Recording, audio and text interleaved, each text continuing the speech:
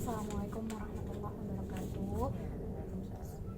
Ustazah, saya izin bertanya mengenai jurnal dialogis reflektif dari praktek pembelajaran yang sudah dilakukan. Pertanyaan pertama yaitu bagaimana cara menghidupkan atau membuat diskusi kelompok itu menjadi lebih diskusi yang terarah. Ini diskusi ya. Sebenarnya yang pembelajaran kemarin memang belum ada diskusinya ya, tapi ini cukup interaktif sebenarnya. Dan akhirnya cuma yang saya tahu itu di situ guru yang banyak mengajukan pertanyaan. Nah, harusnya kan siswa nih. Jadi kita stimulus anak supaya mengajukan beberapa pertanyaan dari mereka gitu. Dari situ ketika mereka membuat pertanyaan artinya kan mereka berpikir gitu ya. Nah, supaya semuanya berpikir berarti kita bisa jadi harus membuat kelompok gitu ya, supaya masing-masing punya perannya gitulah istilahnya, atau aktif semuanya. Nah, di situ kita buat beberapa kelompok misalnya untuk membuat pertanyaan tentang di situ kan tujuannya bagaimana cara memahami sajak ya. Nah, di situ buat kelompok mereka bikin pertanyaan, nanti ditentukan jumlahnya berapa pertanyaan yang harus mereka susun dari sajak yang misalnya di slide itu dikasih teks ininya ya, sajaknya gitu ya. Nah, di situ jadi anak-anak itu masing-masing membuat pertanyaannya. Selanjutnya nanti kelompok ke depan akan mempresentasikan pertanyaan, misal kelompok 1 nanti yang menjawab kelompok berapa gitu ya. Terserah itu nanti ditunjuknya berdasarkan yang siswa mau atau mereka tunjuk sendiri gitu. Jadi aktif. Kalau misalnya dia teratur, misalnya kamu siap-siap nih menjawab gitu kan, belum tentu kan jadinya mikir semua atau siap-siap semua, jadi ya acak, bisa random gitu kan. Jadi otomatis harus siap semua mereka berpikir. Nah, dan bukan hanya yang berpikir bukan hanya 1 orang 2 orang di kelompok itu, tapi semuanya siap-siap untuk menjawab ya, meskipun hanya di kelompok itu saja yang ditunjuk ya, tapi masing-masing di kelompok itu akan bersiap untuk menjawab. Nah, otomatis berpikir semua kan. Nah, gitu. Jadi akan hidup tuh semuanya. Jadi nanti ada gambaran di depan aktif gitu ya. Tapi siswa yang lain pun enggak akan, maksudnya enggak masing-masing. Mereka akan menyiapkan ya, saya juga harus bisa jawab gitu kan. Ada tantangannya di situ. Di situ jadi akan hidup diskusinya. Oke, itu gambarannya ya. Nah, beberapa pertanyaan jangan diajukan dari guru, tapi bagusnya dari siswanya. Jadi gitu. Oke, baik. Jadi kalau saya rangkum lagi ya, dibuat per kelompok. Setelah dibuat per kelompok, nanti anak-anak disuruh membuat pertanyaan gitu. Nanti gantian tuh presentasi ke depan satu-satu. Nah, nanti yang di teman-teman yang mendengarkan mengajukan pertanyaan gitu ke teman-temannya, apa gimana? Bukan, ini kan pertanyaannya ada di kelompok yang presentasi, ya kan?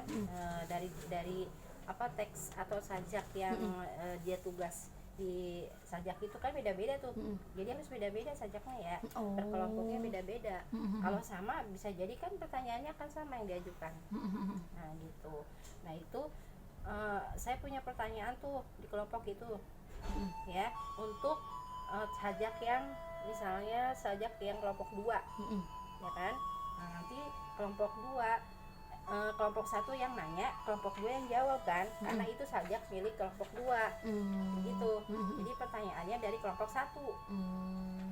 Misalnya apa sih judulnya tadi yang di kelompok sajak kelompok 2 misalnya, nanti kelompok 2 tuh yang jawab.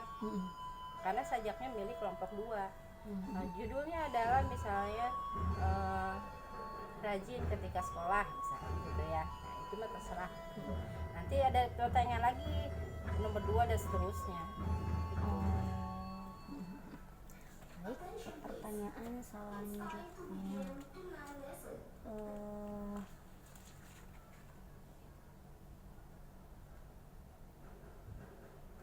menurut Ustazah, dengan cara pembelajaran yang seperti itu, apakah membuat anak-anak jadi bisa ini nggak sih Ustazah, kayak bisa lebih kalem dan gak ribut gitu pas lagi persatuan, pas lagi ada siswa yang di depan gitu. Biasanya kan kalau udah berkelompok anak-anak biasanya tuh suka ngobrol sendiri. Nah, oke.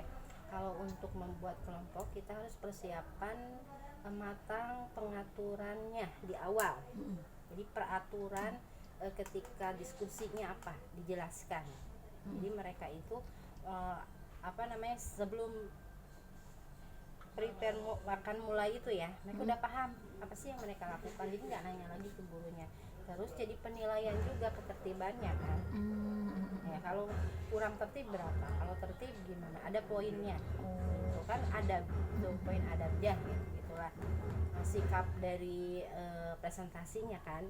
Jadi bukan hanya benar dalam menjawabnya, tapi sikapnya juga, sikap ketika diskusinya kan. Terus kompak apa enggak. Kalau misalnya kompak kan otomatis semuanya berperan.